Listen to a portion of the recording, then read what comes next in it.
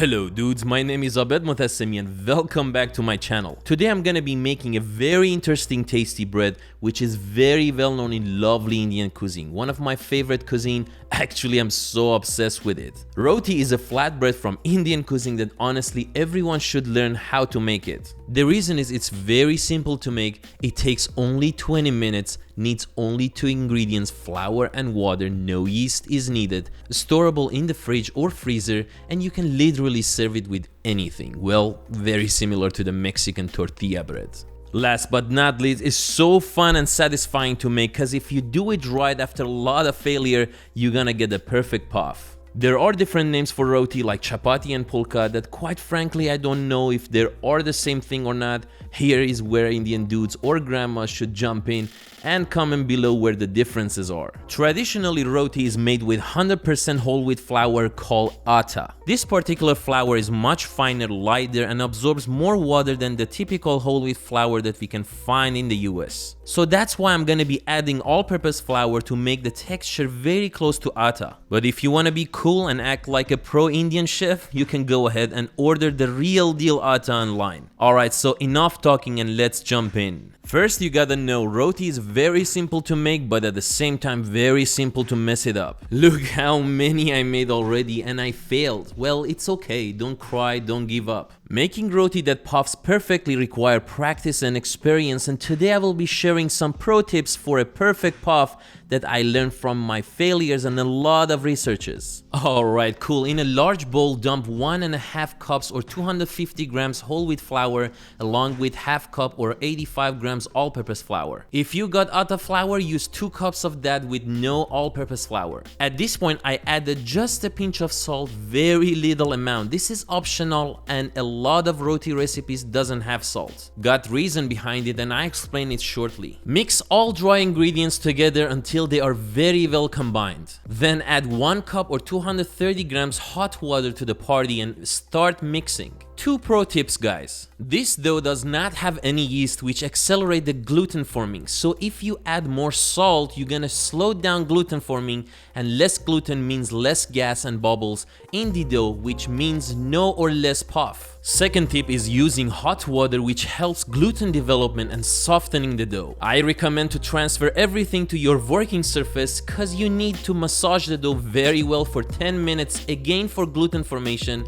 and in order to have a soft tacky dough, which is another key for a better soft puffy roti. Another optional ingredient is 2 tablespoons or 24 milliliters vegetable oil, which again can be dropped. I added half of it at this point to make my dough even softer. At the end of the day, you need a soft dough that is not sticky but tacky. So feel free to adjust the amount of water cause different flours are very different in absorbing water. Tacky dough is another factor to get a perfect puff. Add the rest of the oil and keep massaging until the dough passes window test, which is the indicator of gluten development. For window test, grab a piece of dough and if you could make a window of 2 inches by inches without tearing the dough, then the dough got enough gluten and good to go. If you are new here, welcome so much. Please leave a like, subscribe and hit the notification bell. I have crazy giveaways and post new video every week. Once the window test is passed, shape the dough to a dough ball, place it in a clean bowl coated with a little oil, cover the bowl and let the dough rest for 10 to 15 minutes. Now it's time to bake the roti. The dough is rested enough, it's nice and soft and ready to go. You need to have a few things handy: a plate or bowl filled with whole wheat flour for rolling out the dough,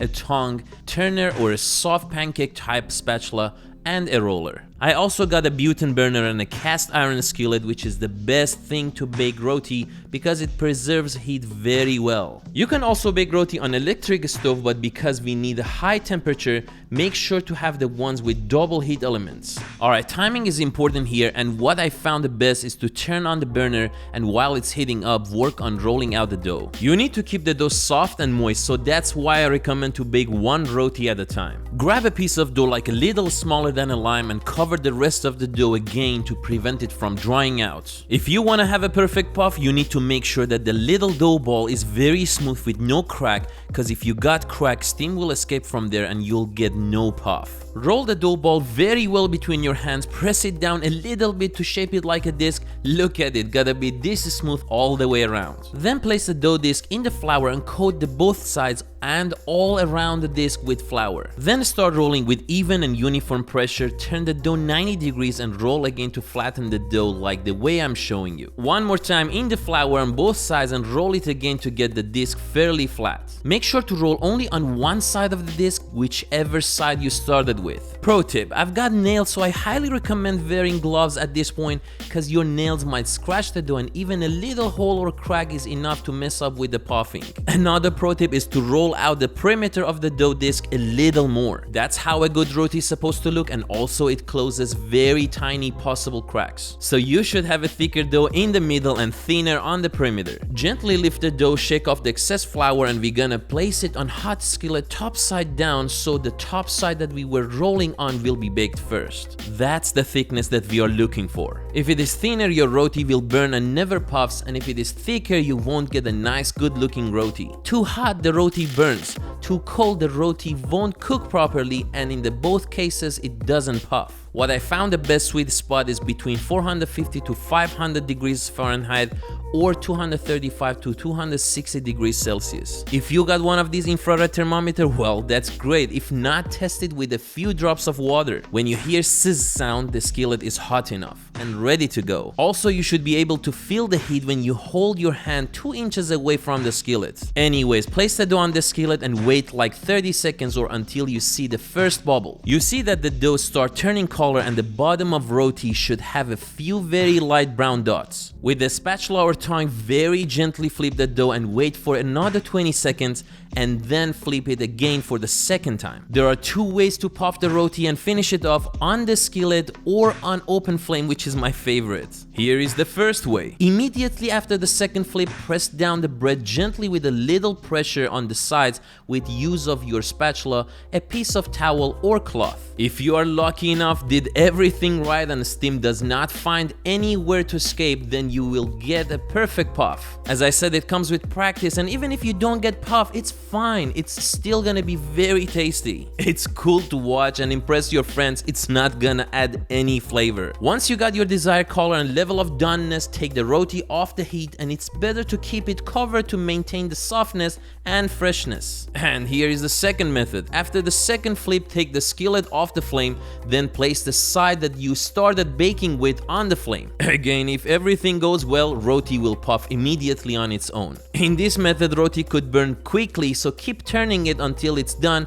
and you're happy with it. Keep baking all roti breads one by one. Some might not puff, which is okay. No hard feeling, no crying. I failed in 6 batches until I was able to nail it. Well, still learning and a lot of rooms for improvement. And here's the main point. Cooking is art in my opinion. It's just like painting on canvas.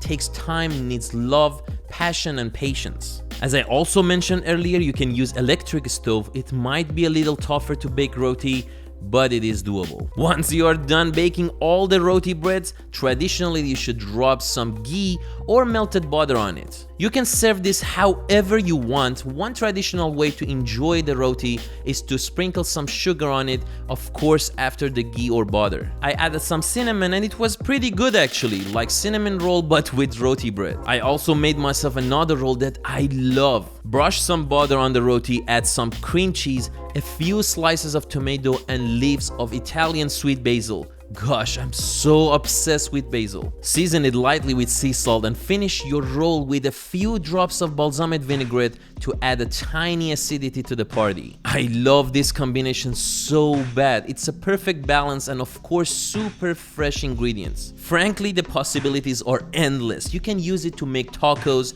chicken or beef rolls, whatever you like. So as I always say, voila, we are done with the roti bread. You're welcome.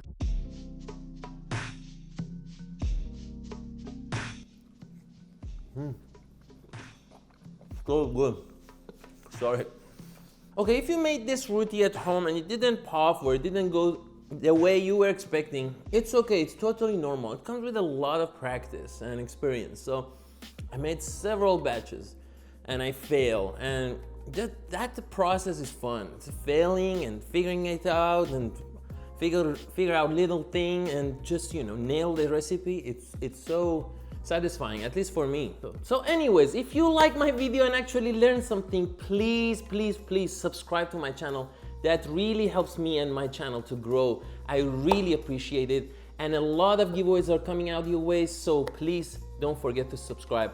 And I'll see you next time.